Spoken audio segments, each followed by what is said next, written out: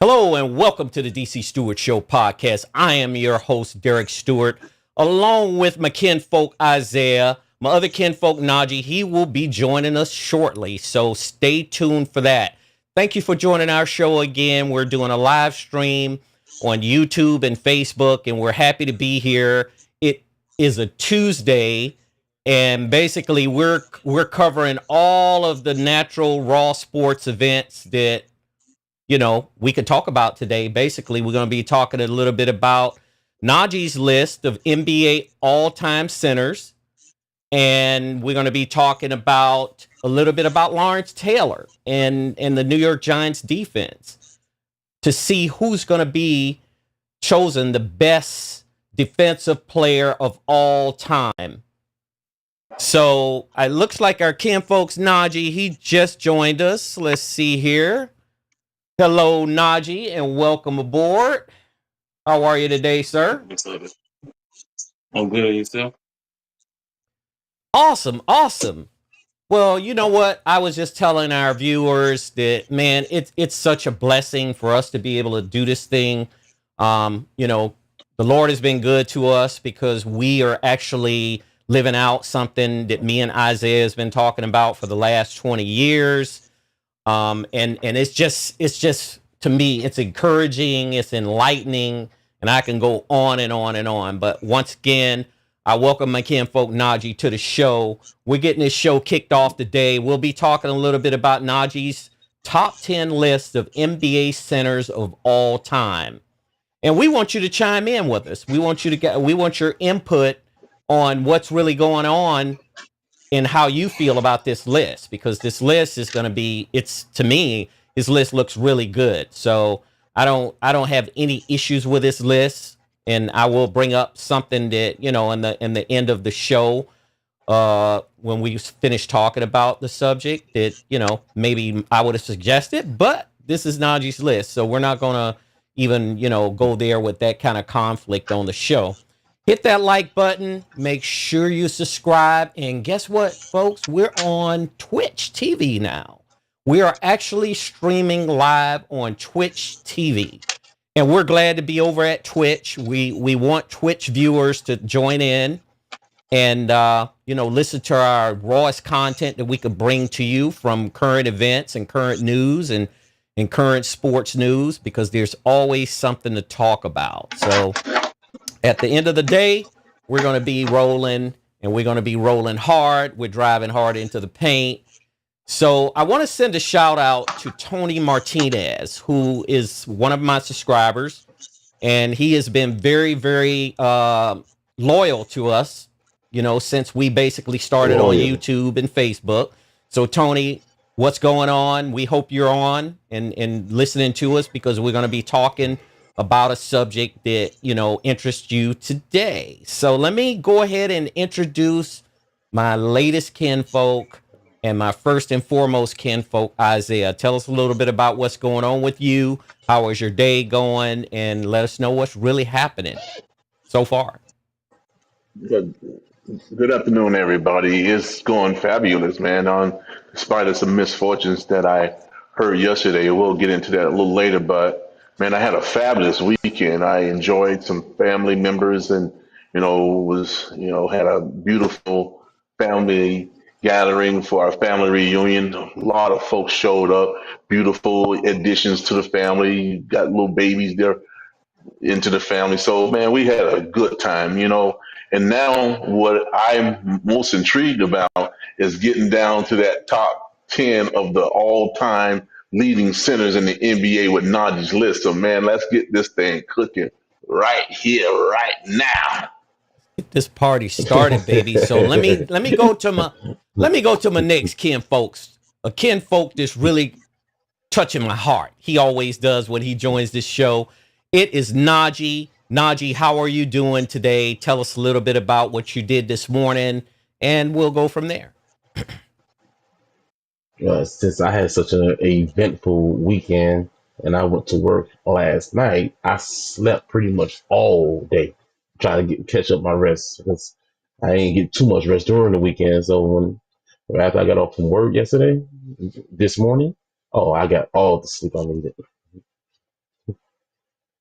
That's awesome. I mean, we're glad that you were able to get that much needed rest, because rest is everything. And at the end of the day, we're all humans, so we have to, Hmm. we have to get a pulse of our bodies and get a feel for our bodies, because everybody's body is different. Everybody equilibrium is different. What works for one person might not work for another, and so on and so on. One thing I will tell people as a health precautionary: go get your yearly checkups and keep your body checked out, because if you don't really know what's going on sometimes inside of your body, because your body doesn't even talk to you like that. It may talk to you in other ways. It may try to say, look, this is something that you might need to address with your diet or with your daily habits, depending on what type of work you do, and things of that sort. So we always try to tell people to be as healthy as possible. But the first and foremost thing of being healthy is actually a mind thing. It's a mindset. It's basically a mindset. You got to think healthy in order to be healthy. And if you're not thinking healthy and you're always thinking about, something that, may be bothering you, you might be compounding that by, you just thinking about that. Sometimes, just believing that you can feel better and you can, naturally heal yourself. Because one thing about the body can heal itself over time, especially if you give it the right nutrition and if you give it the right type of environment. Your body will heal itself. You don't even need over the counter meds like a lot of people take, although some people do need those meds. So we advise you just get that checkup to make sure. To tell you a little bit about myself, I actually got up this morning, had a little bit of breakfast, and was able to settle in, prepare for this show, because we're always looking into preparation and everything. And basically I feel pretty good today. I mean, I got a full day ahead, so we'll be diving into that after we actually get into this first topic. One thing I want to say is make sure you comment and subscribe, because we definitely want you as a part of this group and as a part of this family, because we consider this a family. So where the party at? Right here. It's It's right right here. here. It's right here, Stand man. here. The party is right here, big dog. It's right here. You know what? For some reason, I have a hard time really believing that you guys say the party is here. Is the party really Well, here? be a believer. Be a It's believer. right It's here, right man. here. You Stop gotta Right playing with me. now. believe. You It's gotta right Right now. here. believe. You gotta believe Woo-woo. the party is here, and we ain't going nowhere. And we gonna keep this party rolling, and we gonna get this party started. So let's get this party started with a topic before we actually dive into Najee's list. I want to talk a little bit about the best defensive player of all time in the NFL. I'm not talking about the last 20 years. I'm talking about more so the last 50 years plus of the best defender ever to put on a uniform and go onto that field in the history of the NFL. So I'm going to have Isaiah and I'm going to have Najee chime in on who they think is the best defensive player of this particular, I would say, generation and past generations before this. Because one thing I will say is we have a lot of people we could mention, but there's only one great all-time defender, in my opinion, that exists. And then you have all of the rest fall right up under him.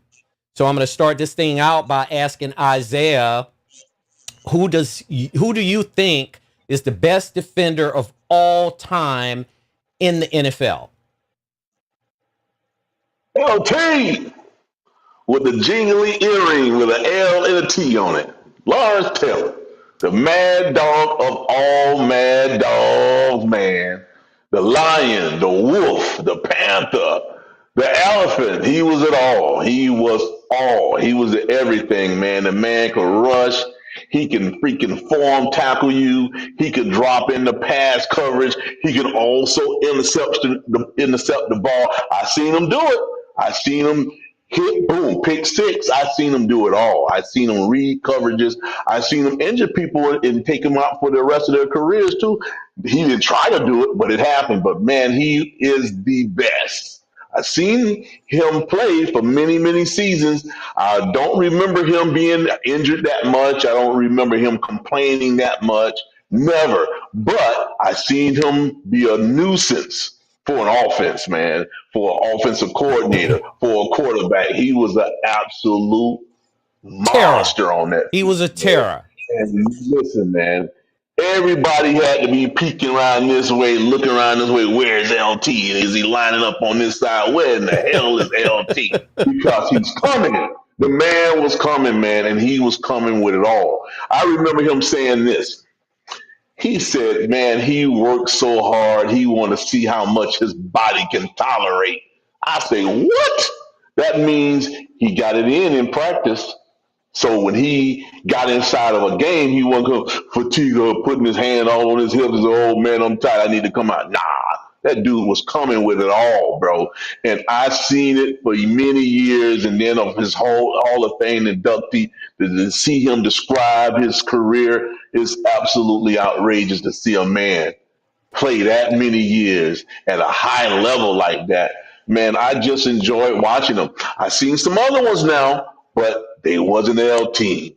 They wasn't LT. I seen the Ray Lewises. I seen the Zach Thompsons. I seen a lot of the Hard and Dick Buckers and Deacon Jones, but they wasn't LT. They was not LT, man. So the number one guy is LT. Yeah, you know That's what? the I'll word. coattail on what I mean. You just summed up everything. I can't really say much more because you've all summed it up in a nutshell, Isaiah. You put it to everything down to a science of Lawrence Taylor and his contributions to the NFL.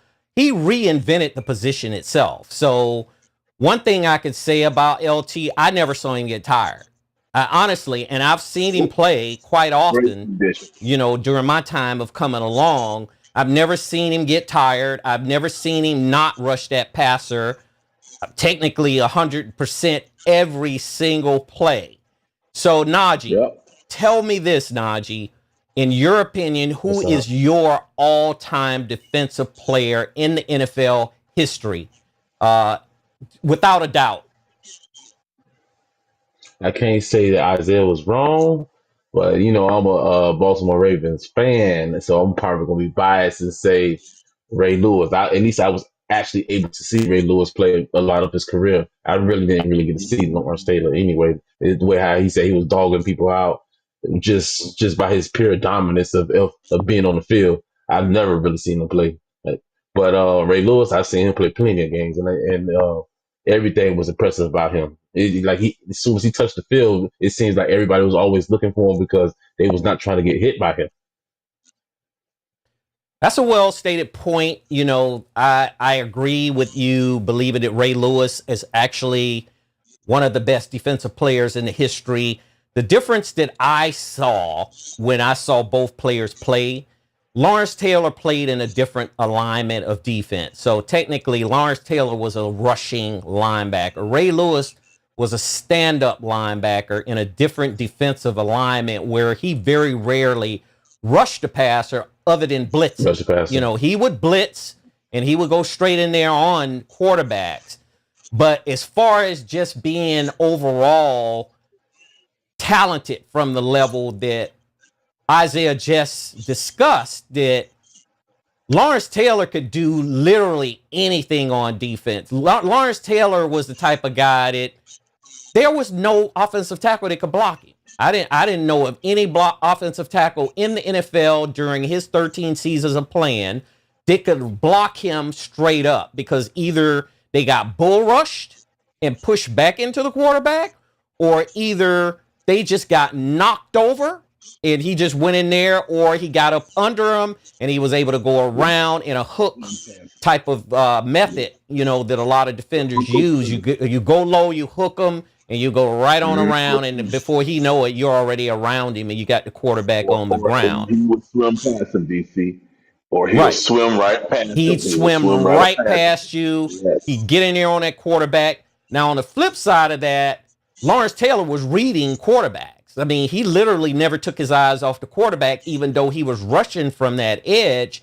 And if that quarterback took that 3-step drop, like he was going to dump it off or he was going to try to throw a quick slant or something like that, Lawrence Taylor would retreat into pass coverage, which was exceptional because he was able to read an offense from just the way they lined up, from just the way, they just looked overall to him. He just had that talent that he could look through and see what a offense was going to do. Now, Ray Lewis, I'm not taking anything away from Ray Lewis because Ray Lewis did the same thing. He just did it in a defensive alignment that was different from the Giants. Now, a lot of the Giants that was around Lawrence Taylor, he made them better. I'm going to just say that. He made everybody on that blue defense, which they call it true blue defense, better. And how Jim Burt, who played nose tackle, Jim Burt was an ex-University of Miami player. He played nose tackle for the Giants for a long time. You had Leonard Marshall. You had Carl Banks. You had Harry Carson. Those are some of the names that Taylor was actually rushing in, and he was rushing from a standpoint where it took two linemen to block him sometimes. So it left someone else open to make a big play, Yeah. So Najee, tell me this. Tell me, what did you see made you think that Ray Lewis was one of the best in the history since you've never seen Lawrence Taylor play? Just tell me some of the things that you saw Ray Lewis do that you thought made him the best player defensively in the history of the sport. Like I said, when I see every time I seen him play, it was like he was doing something that everybody else on the field wasn't doing. Like if I watch the Dolphins play, I'll watch the Patriots play, I'll watch the Chargers play, I'll watch the Colts play, and I'm like, bro, like he's the only one that seems like he can strike fear at anybody. Like it didn't really matter at all, bro. Like if you try to box him out, he's gonna blow right past. He's gonna just out muscle anybody that's on the field, and then if he hits you, like you really getting dogged out. I've seen some people get hit and they just like they get toyed around like they're not even a grown man. That's one thing that I really do like in football. Like you got grown men on the field and you got a dude that's so strong. Like when Derrick Henry, when he stiff arms people and they just fly off the field, and like if it's a child, I love that. I love that, man. Like, bro, another man just get rag dog is crazy. I'll just say this once again. Yeah. I'll say this once again. It's nothing like taking another grown man and forcing him backwards or sideways against his will. That's the ultimate right so there. You're taking another grown man and you're controlling him, and he's putting every resistance up he could put up. That to me is fascinating. Now, I'll tell you one thing about Lawrence Taylor that I believe that made him the best defender in the history. He was a hell of a tackler too. I mean, if you've seen him, and he went back into pass coverage, and a receiver, whether it was a tight end or a wide receiver or any one of those type of players caught the ball, they were going to get laid out, man. They were going to get laid out. He dish rag guys. He literally he was, to me, at his time, of the time that he played, he was one of the most feared players on defense in the NFL at that time. I would say that. And Ray Lewis during his time was one of the most feared defensive players during his time as well. But Lawrence Taylor, he just took it to another level because he was just so fascinating to watch, and to watch him play at the level that he played at so long. And he didn't get injured often. I do know, and I do remember when he did have a shoulder injury at one point, and it was bothering him during the game, but he played. He didn't stop playing. He played through an injury in a game that I watched him play through in intense pain. Can you imagine, a major shoulder injury, and you're trying to play through and gain leverage against other players? And it's very, very tough because football is a game where you have to play with pain a majority of the time anyway, right? Yeah, so Isaiah, also, go ahead, Isaiah. what I was going to mention is that game, those games you said that he had an injured shoulder. Remember, Lawrence used to form tackle you, man. He didn't believe in grabbing you and shoestring tackling. Lawrence want to put that wood on you, Oh, he'd man. put He that gonna thing on form you, man. tackle you, He'd man, put that thing and on that you. requires having a shoulder. Yeah. And with him having a shoulder injury, what a dog he was Yeah, the thing about in the Lawrence midst Taylor, of all of these games.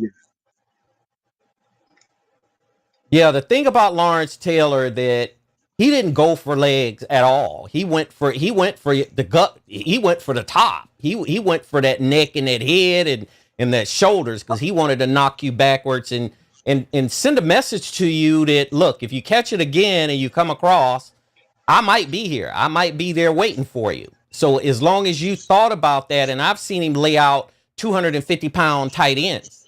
I've seen him lay them out. Yeah. Or above. I mean, some of those tight ends back in that time was pretty big and strong.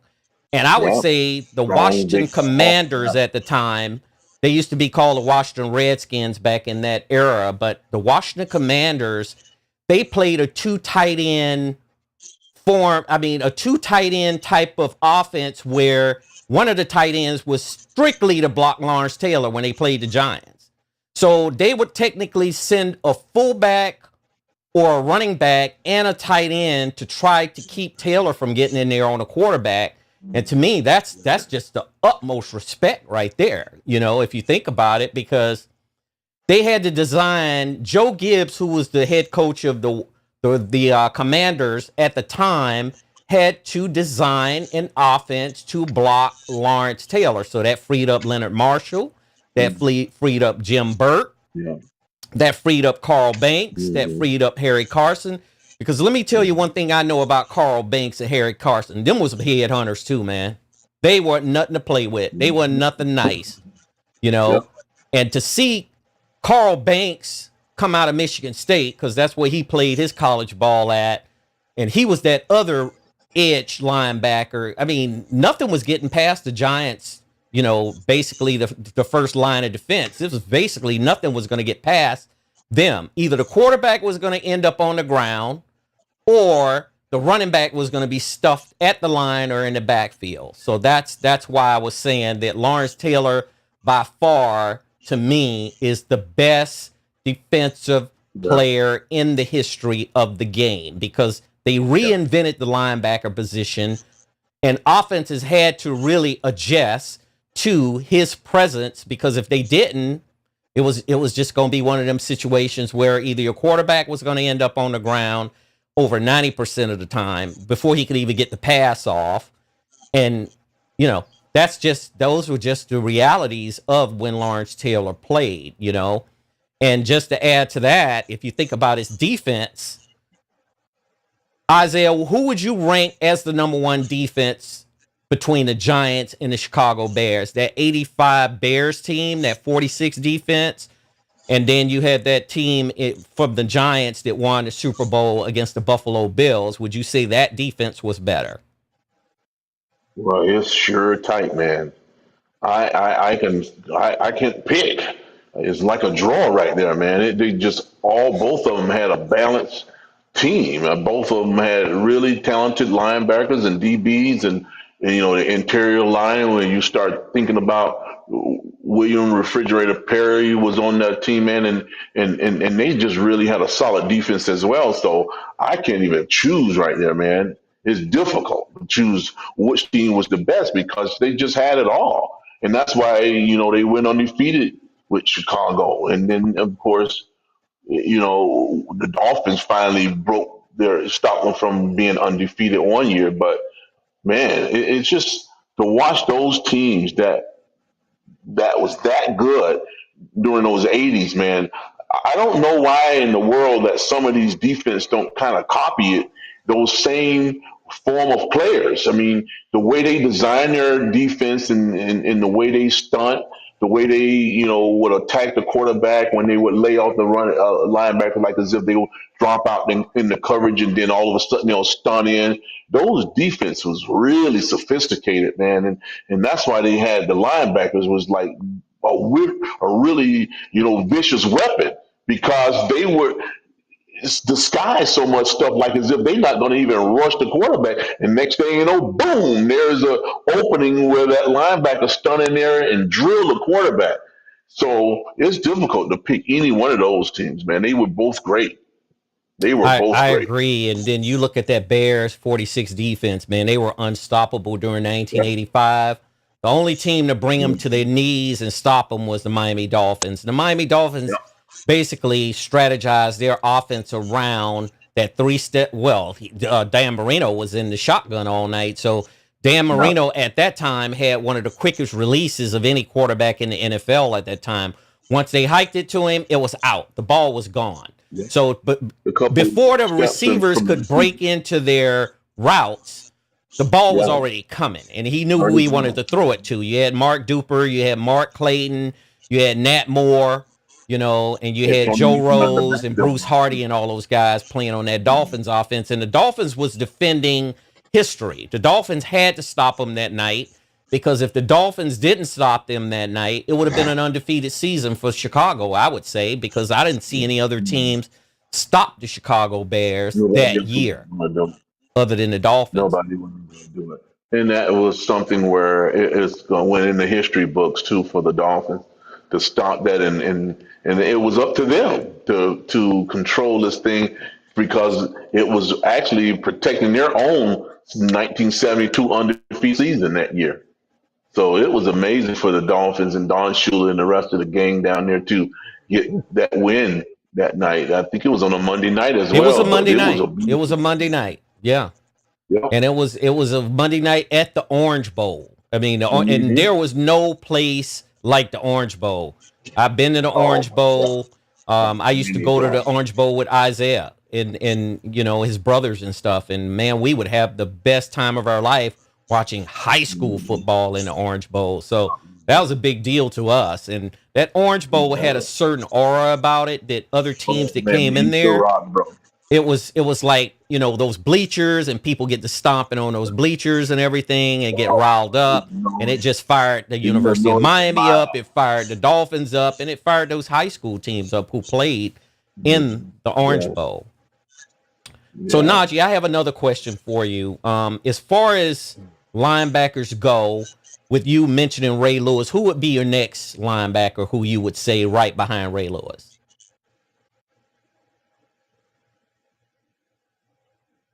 He's trying to think of another Raven. Thomas was pretty good. That Thomas was pretty good. Derek Thomas was excellent. Derek Thomas was another one that reminded me somewhat of Lawrence Taylor. Derek Thomas, he was unblockable. I mean, you couldn't block him. I mean, I watched him play when he was with Kansas City, but he's a South Miami boy, and he came out of Miami and he went to Alabama and he lit it up at Alabama, and then he went right on to Kansas City, and he did it for Kansas City as well. So I would say that was a good pick, definitely.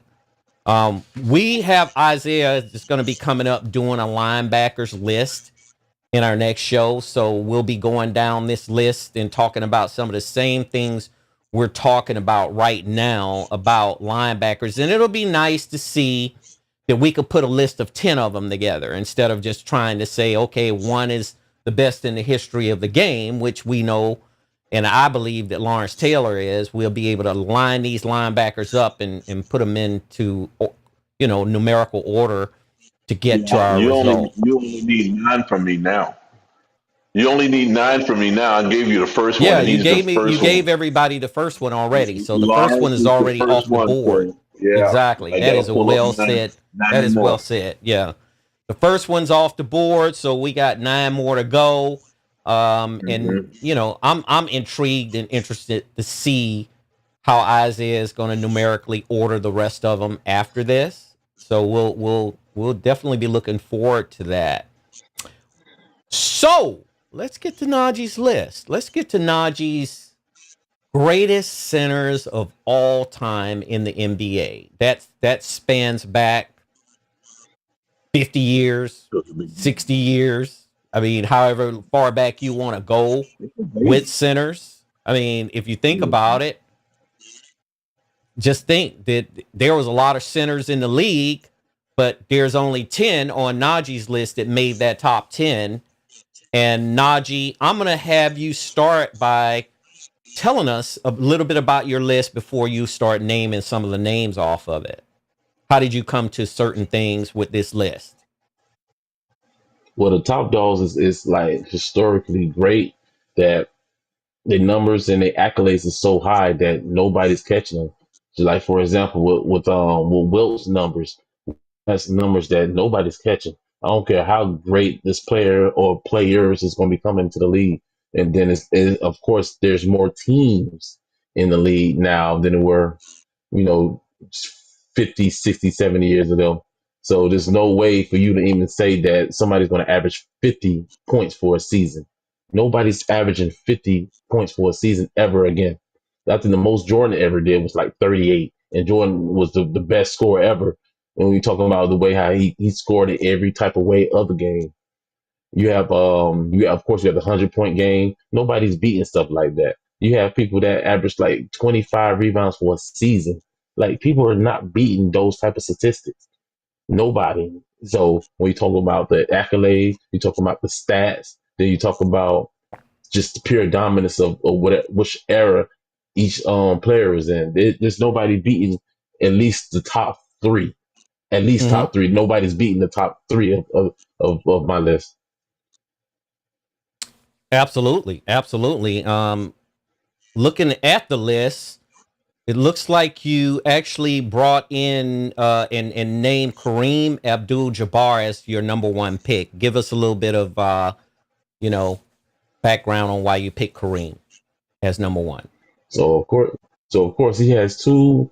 He's won with two separate franchises with the Bucks with Oscar Robertson, and then he won five with Magic. So he has all those.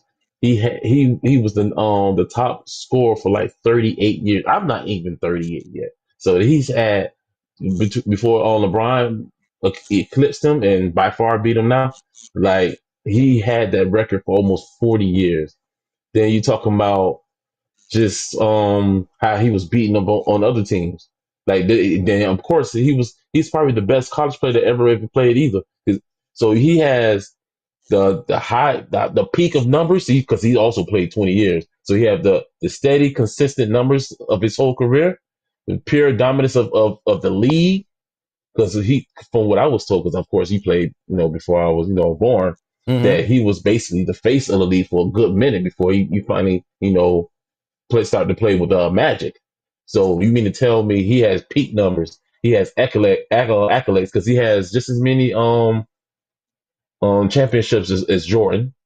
He has more season MVPs than Jordan, and he has everything that a player will want when he talking about just pure dominance of every accolade and stat that any player will, not even just centers. Like he's the complete player of a center that you will want when it comes to just numbers overall, and then you talking about longevity, playing for any franchise. Because the one thing you would want on your team, your franchise, is for somebody to not only be on your team, be consistent, but also just be like long term, like playing, give me 15, 16, 20 years.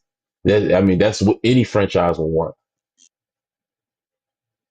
Yeah, I would say that sky hook from Kareem was deadly, man. I mean, that sky hook he had, Mm-hmm. literally, he was so tall and long.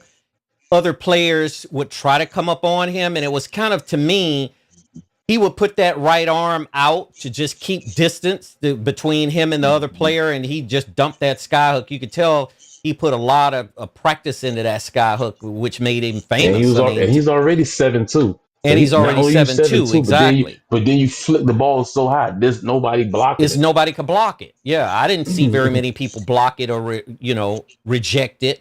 Isaiah, what do you think Even about if he got Kareem older. being at number one? I couldn't argue that. Nobody could argue that, man, because I'm just listening to what you guys are saying and just anticipating on my turn to say something about it because, man, he was phenomenal. I mean, absolutely phenomenal because one Exceptional. thing neither one of you guys fail to say is not only he can shoot that hook so well, he was a fantastic passer. He passed the ball Yeah. behind his back and and he would throw the ball between people's legs. And I mean, he's still an open guy, and he didn't try to take every shot he could or try to slam every moment he can. He got everybody else involved in the game as well. So, man, he just was a well-rounded athlete, man. And I mean, not just with basketball. People don't realize that Kareem was a black belt in karate as well, man. I Yes, mean, he was. remember him playing in movies and Oh yeah, everything. yeah, But he Yeah, he was was too. in movies with Yeah, Bruce Lee, actually, yeah, at the Bruce. time. Yeah. Hmm. So he was very talented. He was very hmm athletic. He came out of yep, UCLA. His name was Lou Alcindor before he changed his name to hmm Kareem Abdul-Jabbar. yeah, And let me tell you something. When he was in college, he was just as dominant because with John yep, Wooden to be the greatest, one of the Hmm. greatest college coaches of all time in the history of the NCAA, Kareem was part of that success to bring UCLA the respect, because a lot of West Coast teams back then, they didn't get a lot of respect from the East. Most of the yeah, East, teams came out of New York. There was a lot of teams starting to come out of the South. But the West was still, everybody looked as though the West didn't have a strong backbone in basketball. But UCLA changed that whole dynamic, I would say, because you had Kareem that was leading UCLA to all of those national championships, bringing in all those trophies. So I totally agree. That number one pick is exceptional, Najee. That number one pick is exceptional. So let's go to number two, Wilt Chamberlain. What made you come to a conclusion that Wilt Chamberlain is number two? Oh, he just with the like, just one of what I was saying, just the dominance of numbers he had. Like, bro, like he played in the sport that seems like he was playing toddlers. Like he was blocking everything, he was rebounding everything. Like he was basically like the he was like the cheat code in the NBA when he played. The only thing that stopped him in his career was the Boston Celtics as a group to stop him in the finals. That was the only thing. Nobody can stop this man. If he when he was on the court, he for sure was getting 40, 50 points every game. If you look at just the numbers between Jordan, which was supposed to be the best scorer of all time when it comes to scoring in any type of way, to looking at Wilt Chamberlain's numbers. Like with the just look at those numbers, who scored the most 40-point games, and Wilt Chamberlain by far beat the crap out of him. Like he was averaging 50 points per game, and it's shocking to see that he didn't even get the season MVP that year. Like how somebody averaged 50 points, you're guaranteed to get 50 points every time you stepped on the court, and you didn't get MVP that year. They gave it to if I'm not mistaken, they gave it to Bill Russell, if I'm not mistaken. And he only averaged like 15 points, but he did average like 23 rebounds. But he was also on the Boston Celtics, that really actually had a freaking vice grip on the league. I think that Well, was the year they should have given it to him, Najee. It's crazy, man. I'm like, bro, if you like, as long as LeBron, Jordan, Kobe that's played 20 plus, well, except for Jordan, he played 15, but LeBron and Kobe that's played 20 plus years in the season, he still has them in numbers by far because he played his seasons like on steroids. Like if he only yes, played a certain amount of years, it's on strictly steroids because everything was high peak numbers. So sure. when he actually finally did slow down as an older player, like the numbers still stay high. It's crazy, man. He had too many seasons that he averaged over 30. Now, if I'm not mistaken, he averaged 30 for his career.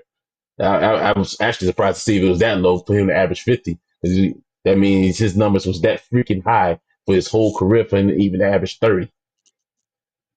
Yeah. Yeah, that year, the year they gave it to Wilt, I mean, to Bill So Russell, they that was the year Bill Russell, yeah, exactly. That's what I'm saying. that, yeah. Well, it looks like Wilt What a, scored 100 points. He scored 100 points in a mhm. game back between the according to this information, 1961-1962 season. He's the only player Hmm. to score 100 points in a single game, and was also remembered for averaging 50 points a game just on average, just like you just said, Najee, Just 50 the points a average. game He on stepped on the average. court. 50 So to points me, guaranteed. that tells me one thing, that he was playing amongst a bunch of inferior talent. And I mean, not no Yep. disrespect to the players that was around him. It was just like he was a man playing amongst boys to me. I mean, because if he's scoring points like that, you don't have anybody in the paint Just that can easy. stop him. I mean, come on. Yeah. Tell me something. Well, Tell me something that I don't know about, You right? should have at least fouled him to And you slow him can't up tell me some. you're not tired. There's gonna be games you're tired. Yeah. And he said he was the ladies' man. So so Yeah, imagine I he's doing just all don't his work understand at that, night man. and then still drop Yeah. 50 the next game. Bro, hmm like he's a freaking engine. He's Yeah. a Hemi. So Yeah. And he Najee, was or taking care of the women at night and then coming in and balling during the daytime. And he had exactly. 25,000 women Crazy, out there, man. bro. Well, according to his statement that he slept with 20,000 women. Do you believe that, Isaiah? That's crazy. I How you even mean, keep up with it's that number? really difficult to believe that, man, unless he had some kind of playbook where he was jotting all that stuff down. He just And, jotted them down. I got 3 tonight. the Woo! That's a good one, night, because I was just thinking along those lines how do that you keep up with them?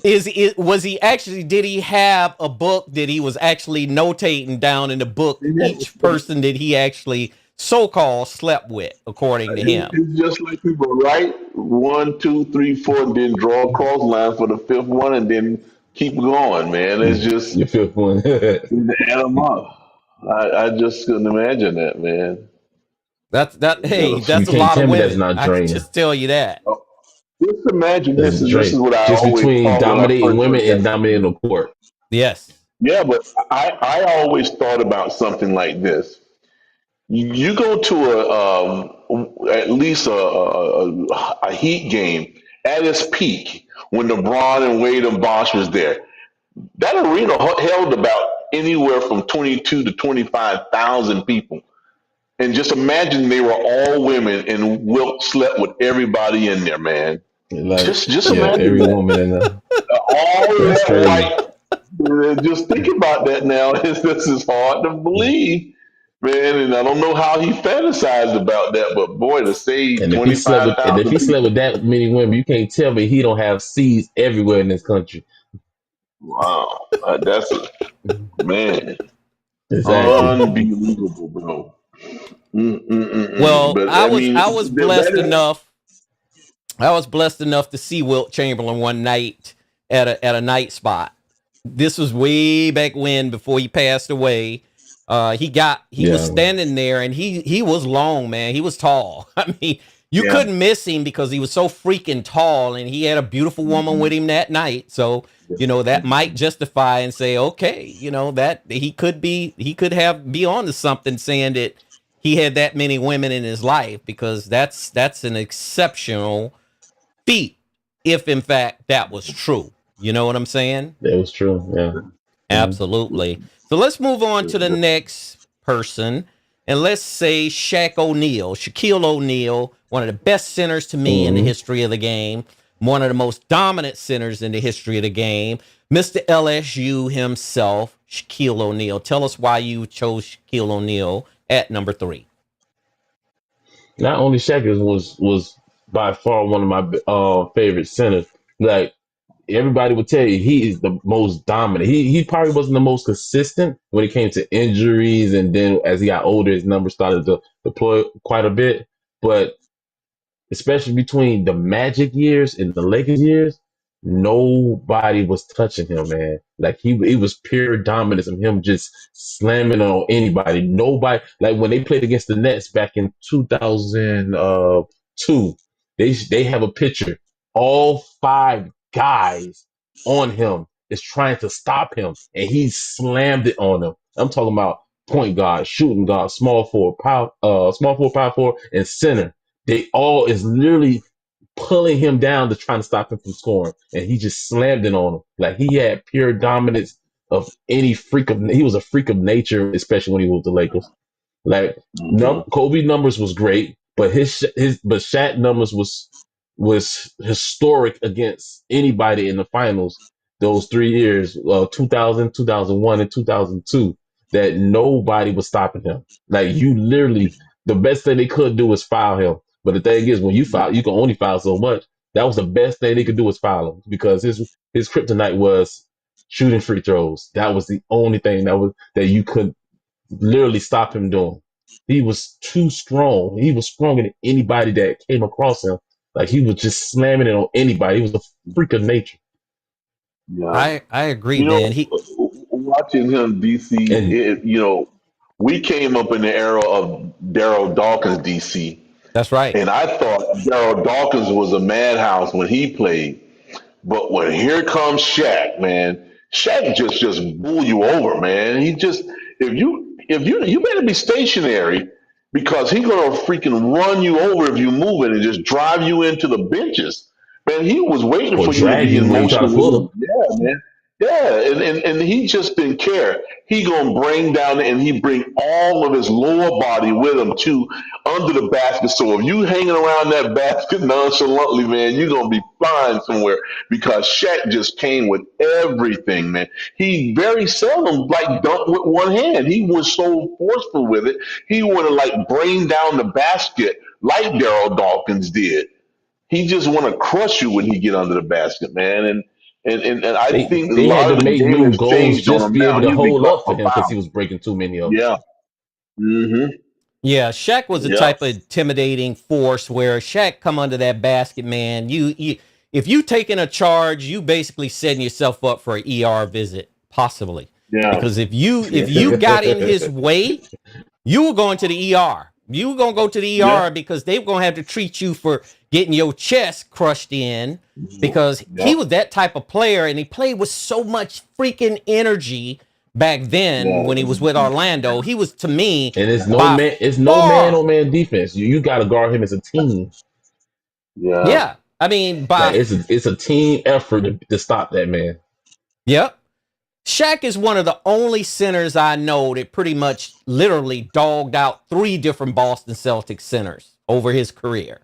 I mean, I can name some Oh of these centers yeah. from Boston, but Shaq had this thing where he really wanted to take it to Boston, especially those centers and the ones who tried to come up on him and tried to guard him in the paint toward that basket. They were going to get the business. I'm telling you, they got the Yeah. business because he gave them the Yeah. business. And that's how it worked with Shaq. So that was an excellent choice, Najee, at number 3. Let's move on to number 4. Let's go to Bill Russell. So, all right. So so everybody knows Bill Russell has 11 rings. Do you know how many years he did? He got those 11 rings. 12 years, I think. 13. He played 13 seasons and he got 11 rings. That's That's crazy. Yeah. when I tell you, Yeah. that's crazy. That is crazy. His career averages is, if I'm not mistaken, was 15 and like 22, 23 rebounds. But he also was a great shot blocker too. So Hmm. but if you look at all his numbers, his biggest weakness was his field goal percentage. I think he probably has the lowest field goal percentage as a center, as a great center, because he was only shooting like 44%. Now I'm gonna tell you how low 44% is. You see how everybody talk about Russell Westbrook? Hmm. And they saying Westbrook, he takes too many elevated shots, he missed too much. Westbrook shoot 44% at 6'3". At 6'3". Bill Russell was 6'9", 6'10", but his average was 44%. So that means he did a lot of missing as a center. True. Now the reason why I have him is as many championships he has. The reason why I put him under Kareem, Wilt, and Shaq is because out of 11 championships that he won, when you get a Finals MVP, right? That means you were the best person in that series. True. How many Finals MVPs you think that Bill Russell has? 5. You think he has 5? What about you, DC? That's my guess. I'm just I guessing would now. go as far as to say he had 7. 7? He has just as much as me, you, and Isaiah has. Wow. 0? 0. He don't have 0. 1. Wow. He doesn't have So one. Why is that? Why do you think he didn't get a Finals MVP? What do you think was It the shows he wasn't the top. It he shows he was a wasn't the top dog in dominating. neither one of them things. You have to be the top Yeah, dog to get a Finals MVP, and he don't have yeah. one out of 11 rings. That's crazy. But those championships Is speaks that for itself, though. Oh, You absolutely. The know, that's championships it trump does? It everything else does. to I'm not me. belittling him that at Yeah. all truly does. because And 11 and 13 years is phenomenal. yes, it is. And Oh, not big only time that, it phenomenal. goes to show you that you make your surrounding cast better Better. when you're on that court. That's Hmm. Exactly. exactly what that tells Yep. you. You don't It- necessarily have to be the doggone star of the team, but if you can motivate and pass the ball and endure and speak all the goodness to your players and get them riled up and motivated and to win, that's all it is, man. And that's why you see a lot of these players hang around longer than you think they should. I mean, particularly even with my Miami Heat down here. Why do you think we held on to Haslam's for so long? Haslam wasn't a guy who was contributing on the court, but his wisdom as a champion did it. And it kept the Heat held on to him for like 5 years without no productivity at all. So At that's what all. they were Like using at him for. all. Yep. Yep.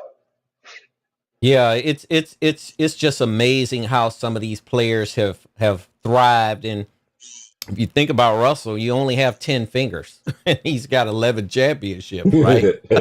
Yep. Yeah. So, You the don't only have any of person those.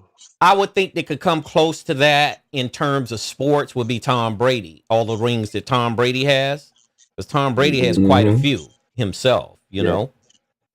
When Yeah, it he comes, has 7. He yeah, has 7. I think he has 7 rings. So Yeah, that's he has nothing. 7.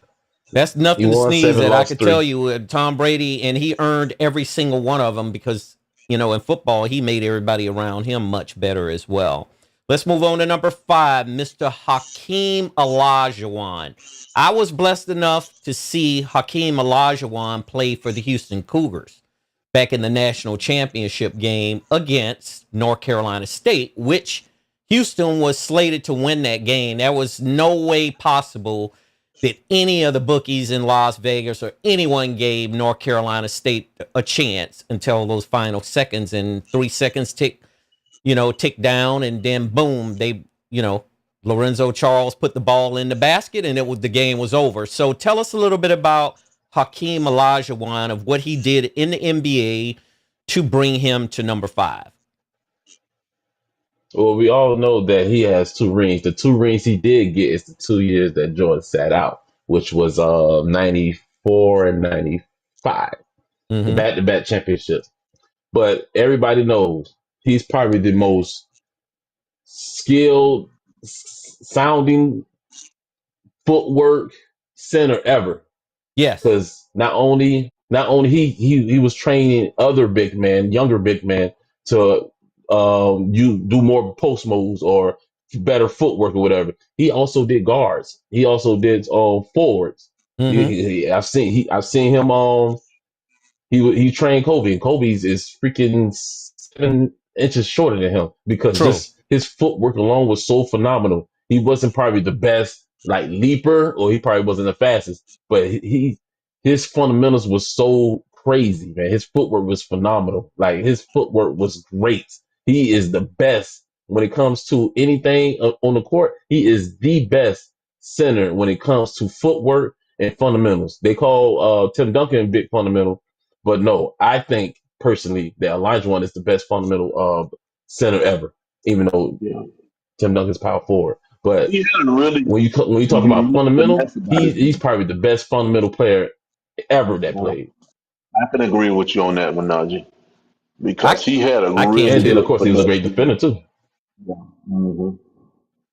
I could agree with that as well, because one thing I could say about Hakeem Olajuwon, he wasn't afraid of any opposing center or any opposing team whatsoever. He was going to play his game. He played his game like it was down to a science. Like he Yeah. scripted his games out, that he knew exactly what he was going to do when he got in the game to play against these opposing teams. And that's what made him great in college. That's Hmm. what made him great in the NBA. He's Nigerian of ancestry, and he's Nigerian, and he brings a lot of respectability to Nigeria for bringing players in to the NBA from Nigeria and other African countries. So we're really happy to see that he was able to accomplish such a big feat in the NBA to gain the notoriety and to gain all the accolades that he gained, basically. So And then it's just how dominant we said Shaq was. He swept Shaq the first time Shaq ever been to the finals. I remember that. He I remember swept him. that game, As great as that Shaq was, series. he swept him. Yeah, I Yeah, remember that that's crazy, series. man. And He Shaq was took Shaq just in the school. Shaq was just young, and Shaq didn't know how to deal Yeah, with him at the time with Hakeem Shaq got Olajuwon. Mm-hmm. It was just yeah, that he took Shaq to school. like that experience against someone who was just coming up, He was. through the That's what ranks, it and was. He took him to school, DC. He just yeah, took Shaq to school, man. he did. Showed Well, him that this was is the He how took him to only great. center school. that ever got to Shaq. That was the only center that ever got to him. Yep, that is so true. So let's talk about number 6, David Robinson from the Naval Academy, San Antonio Spurs. Tell us a little bit about David Robinson and how you arrived at David Robinson being number 6. Oh, that boy, he was 7 foot that can defend. He was very consistent, and well, okay, he can score. He can rebound. He actually was able to shoot the ball. And then when he paired up with Tim Duncan, it was almost unstoppable force when we talk about the front court. And guess what? Didn't he get 2 championships? He got one in '99 and 2003. In 2003, that was probably Kobe's first like heartbreak because they just had a three-peat. They was going for a four-peat, and the Spurs dominated them. Like that was probably the first time my homeboy Kobe actually cried on camera because he was just so disappointed that they couldn't get past them. Like they dominated them that year, and they ended up playing the New Jersey Nets, and they ended up beating the New Jersey Nets. They ring against them in 2003. Right, but when I say David Robinson, then what was his career top? He scored 70 points. That shows you that he was actually able to score. Yeah, he And was he dominant. scored in numerous types of ways. Yeah, during his time, even at the Naval And he was Academy, jacked too, boy. super dominant at the Mm-hmm. Naval Academy as well. And to add extra accolades to David Robinson, he was a 2-time gold medalist in the Olympics. He played on that And Olympics he was team, too, those yeah. Olympics teams. Exactly. And the thing that I Mm-hmm. liked about David Robinson and the rest of the guys who played on those first inaugural Olympic teams, a lot of other countries was taking advantage of our college players. We had our No, that's college what players playing against the professional leagues they're in close. Europe and all over the rest of the world. That changed Mm-hmm. as soon as they allowed the professional NBA players to start playing in the Olympics. I remember David Robinson and Jordan and all of those guys and Barkley. Them guys Mm-hmm. dominated those other teams. I remember a player from Russia, Arvydas Sabonis, and his son plays in the NBA right now. And I'm going to tell you, Sabonis dominated until those NBA players got there. And once those NBA players got there, no other team could handle them. Brazil couldn't handle them. Russia couldn't handle them. I mean, I could name a whole bunch of other teams off that could not do anything with these NBA players. So I'm so happy that they were able to do that, and David Robinson was able to be a part of that. And he just happened to be on a really good team with a really good coach, with Coach. Pop. Yeah. I mean, That Greg helped. Popovich, he took the talent and he just parlayed that talent into the next level of basketball. He was able to take those players, Tim Duncan, and take the Ginobilis and to take the Tony Parkers and the David Robinsons Sean Elliott. and Yeah. Sean Elliott. Mm-hmm. I remember Sean Elliott because Sean Elliott came out of Arizona, so I remember him very well. Let's move on to Nikola Jokic. Tell me a little bit about Nikola Jokic at number 7. Now, I remember around like COVID time when he said that he was better than Shaq. Then of course, he's not from his country, so for him to say that and have not won or done anything in the league, I'm like, man, I just swept on the rug. I'm like, man, he's trying to bring up his brand.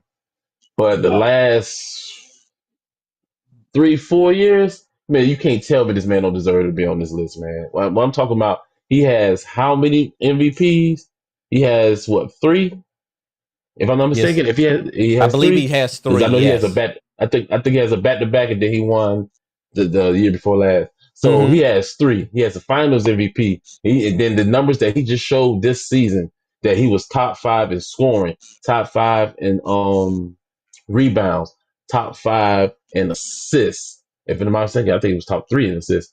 Then he was also top five in steals as a center, and he was shooting around 40% at the three. Like without Jokic, the Nuggets was nothing this season. Nothing. Nothing. They showed the numbers every time he got off the court how significantly much they dropped when he Mm-hmm. just went to go take a breather. When he went to go take a breather, then you just see that the whole game it just freaking deployed from there. Like Yeah. he has that type of dominance on for his team that you can't tell, and not only the dominance but the talent he has. Because for a person that can shoot, is as big as he is on the court, you mean to tell me he can rebound, he can pass, and he can shoot? And then his IQ is top tier. It's up there with Chris Paul, with LeBron, and like he's a very smart player, and he doesn't have a high turnover ratio. Yeah, I agree with you. It was after I saw him play, the times that I saw him play, for him to be able to Mm-hmm. do what you just explained that he do at 6'11", to be able to bring the ball up the court. And you know, the thing about people underestimate, and I would say a lot of NBA teams and players underestimate Jokic, because he looks tired. He looks out of shape. He doesn't look Yeah, like he's not the he could best of go the shape, distance of but an entire just think about a NBA person that's game. not in the best of shape. You can't stop him. Yeah. Yeah. Yeah, Yeah. because I mean, he's the only player that I can remember doing a 50-50-50. And a 50-50-50 means 50 points, 50 rebounds, and 50 assists. I mean, that's a huge accomplishment for a center that's 6'11", that could run up and down the court and could No, shoot. it's not 50-50. It was like it was. I know what you're talking about. It was like 50-20 or 15 or something like that. 50 Something 50 like 50 is that. crazy. Yeah. Yeah, because Thanks. he ain't get no 50 assists. Yeah. Yeah, But yeah. yeah, Well, I thanks know for I remember what you're correcting talking me, about. because Yeah. I saw those numbers, and he was one of the few players to accomplish that feat, which was, to me, is Mhm. exceptional by all means. You And know. it was crazy too because I watched that game and they lost that game. I was pissed myself that he lost that game that you're talking about. He lost that Yes. game. Mm-hmm. After they lost on a game winner, if I'm not mistaken. It was a thirty I know twenty exactly the twenty. game you're So talking about. thanks for correcting me. It was a 30, 30 20. 20 Yeah, 20. I okay. just looked it up. 30-20-20. That's what it was. Yeah, Yeah. and you know what? Yeah. That's exceptional for a man his size, and for someone who could play at the level that Jokic plays at. To me, he's one of the best Hmm. centers, to me, of all time, even now, and he's still playing the game. So just imagine what he has left in him. I mean, for what he can bring to the table over the next Because he just 5 to turned 30. 6 to maybe And even since 10 he's years, not right? since he plays with his IQ more than his ability, Yeah. that's what actually makes Yeah. him He's last very longer in the IQ league. driven. Yeah, he's a very Yeah. IQ driven Yeah. player, and you could tell he understands what every player on the court should be doing. That's what I see when I watch him play, especially on his team. He Hmm. understands where all of those guys should be, what they should be doing, and how the defenses are lining up against him in the Denver Nuggets. So that's definitely a good one at number 7. Let's go to number 8, Dwight Howard, ex center for the Lakers, for the Orlando Magic. He's played in Um, Taiwan. He's playing but in Big Three basketball right now. yeah. Tell us a little bit Yeah. Yeah. about Dwight Howard. Man, Dwight Howard was. I mean, I know Superman. you can't give the type of. I know you can't give the. No, don't let Shaq hear that. But Well, but the thing is, bro, when I tell you, I know you can't give as much physical contact in basketball like you do with football. But there's way how y'all describe Sean said you can't tell me Dwight Howard wasn't that in Orlando. Like, bro, you could not get a shot over him. You couldn't. He was blocking everything. He was the leading shot blocker like 3-4 years straight. He got the defensive player, if I'm not mistaken, 3 or 4 times. Like bro, he was supposed to be Shaq. The only thing is he really wasn't that great of a scorer because he didn't have that many post moves. See, Shaq was more of an interior offensive player, but he also gave you defense. Like the type of dominance he had on defense, that's what the dominance that Shaq had on offense. That's exactly what he was. So when I tell you, Dwight Howard would not let anybody score on you. That he forces you have to be able to have a jump shot because you wasn't getting into the paint. And Yeah, then he topped it off getting the championship right before he probably never could get in the lead after that because they got it. He got it with the Lakers in the COVID year in the 2020. I So remember. that definitely helped him. It sure did. The only time I really actually went against Dwight Howard is when he had to go against my Lakers in 2009, when we had to beat them down respectfully, 4-1. That's the only time I actually went against him because I'm like, bro, like you did good. You beat LeBron when LeBron was beating you down. But guess what? Yeah, you're not beating Kobe, sir. I'm sorry. Kobe's gonna take this from you, and Yeah, that's it when looked Kobe like got his first ring without Shaq. looks like he played 18 seasons in the NBA from 2004 to 2022. Played for the Magic, the Mm-hmm. Lakers, the Rockets, the Hawks, the Hornets, the Everybody. Wizards, and the Philadelphia 76ers. Then he went over to Taiwan and he played over in Taiwan, and now he's with Big Three basketball, which I still think he might have enough left to He's come going back to to the the Hall of Fame. NBA. I don't think he's done. Nah, he's going to the Hall of Fame. He's done.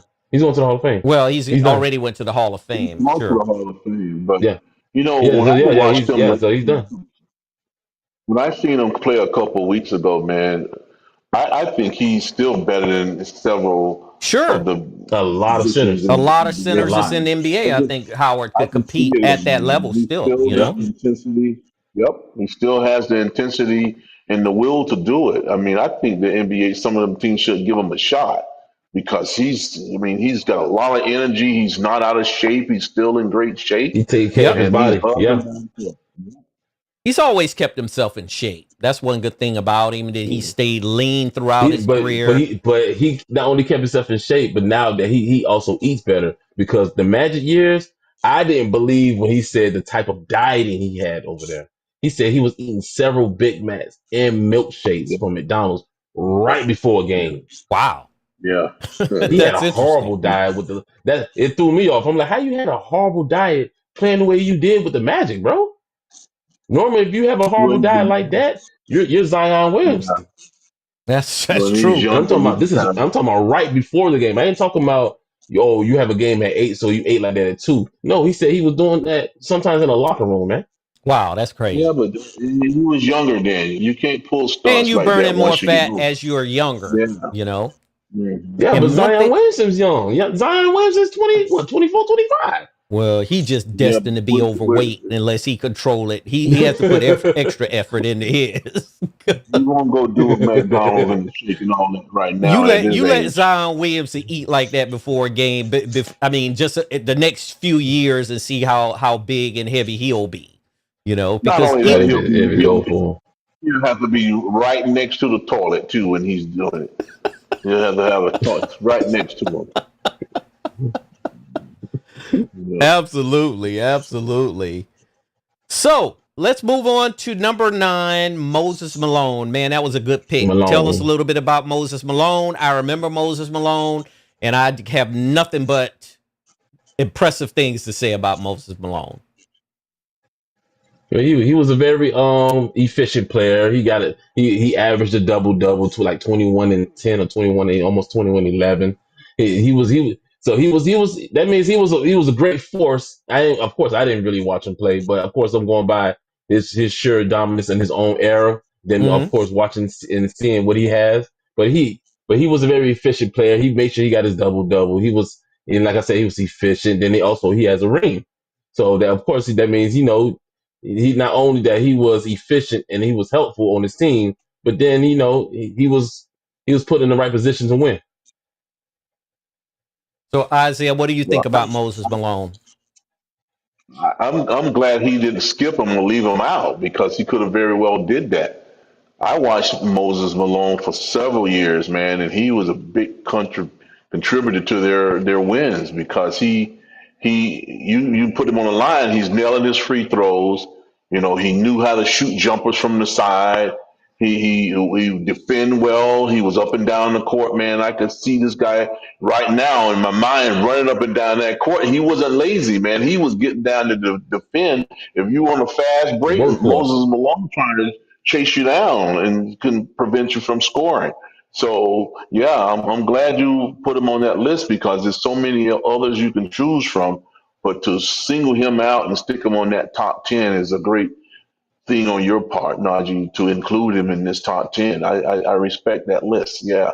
I do too. Yep. So let me tell you a little bit about what I remember about Moses Malone. Moses Malone used to play for the Washington Wizards. It was the best trade the Philadelphia 76ers had ever made in the history of the franchise to me, because once Philadelphia, secured Moses Malone was a terror. Moses Malone dogged Kareem out a couple times in finals when the 76ers faced off. The 76ers had Daryl Dawkins. They had Dr. J, and they had Maurice Cheeks, Mo Cheeks, and all those guys on that team. And they took it to the Lakers. At least one particular series in finals, they took it to the Lakers, and Moses Malone was one of the most dominant players in the game against the Lakers, because we talked about Kareem earlier. It was very difficult to defend that sky hook because he was so long and tall, but Moses Malone was able to keep him out of the paint, or he force him out a little bit where he got his timing off, and Kareem just couldn't get a good rhythm going, at least at that time. So I have to agree with Isaiah Najee. This was a superb pick at number 9. Number 10, final, Patrick Ewing. How did you arrive at Patrick Ewing at number 10? Tell us a little bit about what made you put him at number 10. See, now number 10, I was very, very. Yeah, I think I struggled with that number more than any of the numbers I had on there because I really want to put Yao Ming in there too, because I was like, Yao Ming was a great player. I watched him from when he first started to when he got a little older, and then he just body couldn't hold up because he started to continue having foot problems. And you're gonna have that at his size because he was like 7'5" and he was like 320, 330. Right. So I mean, with that size, that pounding on the court every day, your body just not made for that, especially at that size. But the thing is, Patrick Ewing also, did he go to the finals? Yes, he did. He was one of the most dominant centers in the Eastern Conference, and Right. he battled against Pimpin and Jordan quite a bit in the East. So, I mean, it's kind of hard to leave him out, man. And just look at his numbers. His numbers speaks for itself too. He was a very consistent player, and he was the Knicks' best player. He was really good. Mm-hmm. Yeah, I can't. And then, of course, he played quite a few years. That's the only reason why I really couldn't put Yao Ming on there, because not only he didn't go too far in the playoffs, but his career was cut short. So Patrick Ewing, you got it. Yeah, Patrick Ewing, I remember his Georgetown years when he was on those championship Georgetown teams. They were almost nearly invincible to me, with John Thompson being the coach and all of those surrounding players with Patrick Ewing. They had an all-star team with Georgetown, and all the players that went to the NBA and played in the NBA from Georgetown. Patrick Ewing stuck out the most. He played for New York for a long time, and he was able to get them to the finals. They just couldn't get to the promised land once they got there because of who they were playing. But, I would say this is an excellent pick as well, It was, and it was an absolute great pick, and to not leave him off because Patrick Ewing actually is, he's responsible for guys like Mourning, because he's taught Mourning. Yep. He could go back to the school and help Mourning out with his game, his blocking and all this type of stuff, and it really was a testament of what good player he was, and as a teammate in the form of alumni of Mm-hmm. Georgetown because he used to go back and help John Thompson with all the new guys coming in, after he left there, man. And then, of And he's course, also part of when the he Dream got in the Team. NBA, I used to see them hanging out together. This was even after they all got into professional basketball. I used to watch Mm-hmm. him come over to South Beach. He would have Morning and Natimbe Natombo and all those guys used to hang out with him, man. And it was amazing to see and how these guys respect him as a player and as a leader because that's what it was. It was all about leadership, man. And you see that as him as being a coach. I mean, you could be a good player, but to be able to lead, that means you got people who's willing to buy into your philosophy or whatever it is, whether it's coaching or being a man or teaching people just straight up conducting yourself as a man or a professional. And that's what Patrick Ewing is really, really good at. I mean, you don't never hear the guy out of a job, No, whether no, he's always he's been on a somebody's coach or staff. somewhere. And He's now, still like you on were there. saying, coaching Yeah. is to me is a natural Mhm. thing for Patrick Ewing because Yeah. Patrick Ewing gave back even before he became a coach. All the time. Yeah, Yep. remember, he was coaching under Van Gundy for I years. remember that. You know. Yes. Yep. And if you look at some of the players that played with him, the David Wingates of the world, the Horace Broadnaxes of the world, the Reggie Williams of the world, man, that 1983-84 team was just phenomenal the way they played. Because they had to play in that Big East. They had to go through that gauntlet with Syracuse. They had to go through that gauntlet with St. John's and Mark Jackson and those type of things. And they had to go through the Villanovas and stuff back then. So they were able to, attain a lot of success because of Patrick Ewing. And then they had Yeah. an upstanding coach, John Thompson, who, bless his heart, bless his soul, rest in peace. John Thompson, to me, was by far one of the best college basketball coaches in the history Yeah. of the sport, Yeah. So let's grade this thing, and we'll get ready to close it out. I'm gonna start with you, Isaiah. What type of grade would you give Najee for his list of centers of GOATs, all-time greats? Well, I said that it was a superb list, man. I really can't critique it in any fashion at all. I would love to have seen Morning on there, but of course, that just if you was going to add the top 20 all time, you can start digging into these other guys, man. But listen, I give you an A plus, man. It was spot on. I give you an A plus. Yeah. All right. Well, I'll go Okay. ahead and give my man Najee my grade on it. It looks like from 1 to 10, everything lined up for me, and I have to, concur with Isaiah that Morning would have fit in, especially in a top 20 if we were doing a top 20. I have you with an A plus, man. I can't go below an A plus. So you did really good on this list. You did a Appreciate great it. job breaking down each particular person that you picked for, 1 to 10 to me. So how do you feel about this list? And, tell us a little bit about what you think about everything. Well, of course, not only I do my homework, but then also I'm like basketball. I love basketball, man. This is what I do, bro. I love basketball. So when it comes to that's why I can't even be biased when it comes to old and young because I got because you got different eras, you got different style of play, and they got of course accolades, stats, and and personal accomplishments. So of course I gotta accommodate all that. Like I just put Jokic in the top 10 and he's 30 years old because you got to sit there and acknowledge what he's doing at his size and what he's doing, bro. Like Right. it's players that play 15, 20 years and they don't have nothing. Lonzo Mourning, as great as Lonzo Mourning was, just like you mentioned, he has nowhere near the accolades Jokic has. None. He don't have the talent. Now he was way better defender, but when you talk about every other ounce of his game, he's not touching Jokic, bro. I agree. Well, I can kind of defend Morning on that. Morning had a kidney disease during some of the This slowed big him points of down his in his career. career, right? He Yeah, slowed him so down, yeah, I can Yeah. especially see. as he got older. Yeah, Yeah, I remember that. don't even try to go to him at that point. Now he was great and all of that, but in terms of trying Hmm. to tit for tat. That's the only reason why Mourning ain't in there. Because I'm gonna tell you flat out. And if it wasn't for Mourning, Mourning is the one that started the Miami Heat winning championships. Because even He when did. Shaq was here, Mourning was the one coming in and cleaning all that stuff up and winning those championships for us. It wasn't Shaq. Shaq was Especially a when contributor to it. especially when he got, Mourning, when when it he was was getting in foul clutch, he trouble. was there. He was there, man. So now I could see you not putting him in the top 10, but don't leave him out at all. Just to say this guy's stats was better than his when he was sick part of the time. Yeah.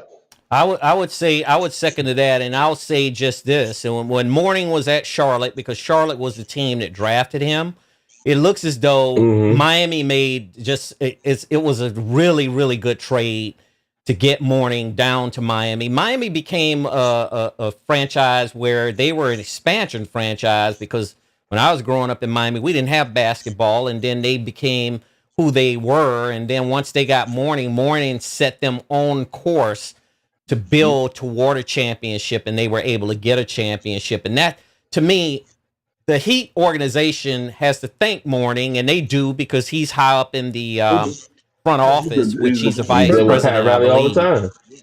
They have to thank him for his contributions to the Heat organization overall because he's another ex Georgetown player, and Georgetown was putting out nothing but studs back then. And once he got drafted for Charlotte, and then for Charlotte to trade him to the Miami Heat, that only set Miami on a course for historical success, not just a temporary success. It set them on course for what LeBron and Wade and Bosch and all of them was doing. If it wasn't for Mourning, they wouldn't be there, as far as I'm concerned. Nope. So let's close this thing out. One thing I want to say, gentlemen, this has been an epic, classic episode, mainly because of Najee's list of centers. We talked a little bit about Lawrence Taylor, who was, to me, is the greatest of all time in defenders in the history of the NFL.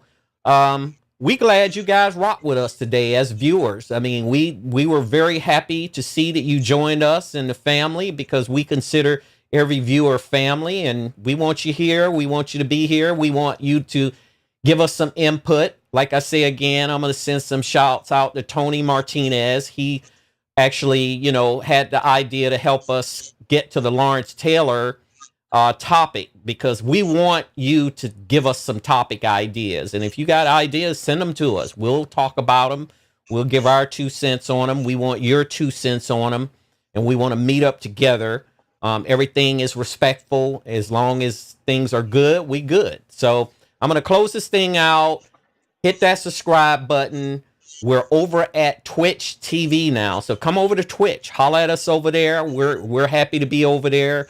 And Twitch actually welcomed us in. I mean, I had someone from Twitch reach out to us to ask us to come over to Twitch. So we're happy to be there. Hit that subscribe button, hit that like button, that thumbs up, and give us a thumbs up again. And I'm going to have Isaiah close it out. What an amazing show, man. I really enjoyed it going one player to the next on a top 10 list of centers with Najee's list.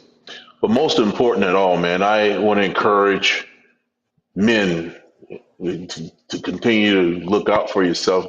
I mean, everybody really, but men to go get your checkups, man. I just lost a good friend of mine, and he had a heart attack over, last week or so, and passed away with a beautiful family. He was just genuine, sweet guy and a loving husband and father, and then I'm actually torn about it. It's kind of difficult to do this show knowing that a beautiful soul has been lost, and Cecil Roll was his name. He's a beautiful wife and kids, and his wife is a principal of school, and then they been giving back all my adult life. I watched them give back to the community, give back to the needy, give back to unfortunate folks, and then to lose him, man, this is devastating to get that news yesterday, and it's difficult for me to maintain my own thing. So, yeah, so I really want to send a condolence out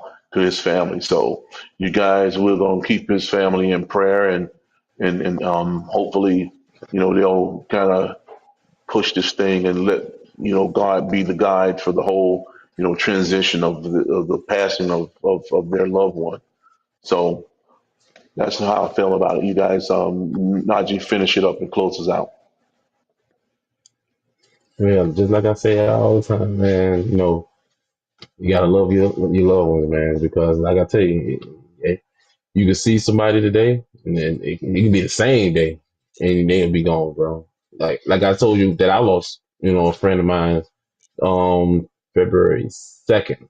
I didn't find out until right before I went on my family vacation, and then it. So it was between me go to see my friend the last time, or family reunion. And then guess what? I always told you I put family first. As much as I wanted to see her for the last time, I couldn't turn family down for it. I just couldn't. So that's what I'm saying. Just bruh, love God because He gonna love you, and just try to live life the best way you can, man. Absolutely. You guys couldn't have summed it up any better than what you did. We send our condolences to Cecil Roll and his family. We really hope that, Cecil is resting in a better place, but he was a good dude. I actually knew about him through Isaiah over 30 years ago. So Cecil was an upstanding guy. And anything that he did, he helped other people. So we definitely send our warmest condolences to his family. And I can only coattail on what Isaiah said about getting checkups, especially for men and especially for African American men with prostate. Get your prostate checked up. Get your blood work at least done twice a year. If you're doing blood work and get that blood work, usually they can see a lot of stuff in blood work, and it can, if you can catch it Hmm. early, it gives you a better chance of surviving anything that might happen to you, genetically or anything else. So we'll close this show out. Thank you for joining the DC Stewart Show podcast live stream on YouTube, Facebook, and Twitch. Thank you very much. Take care of yourself, take care of your health, and make sure you do that before you can take care of others. Peace, love, and prosperity. Take it easy.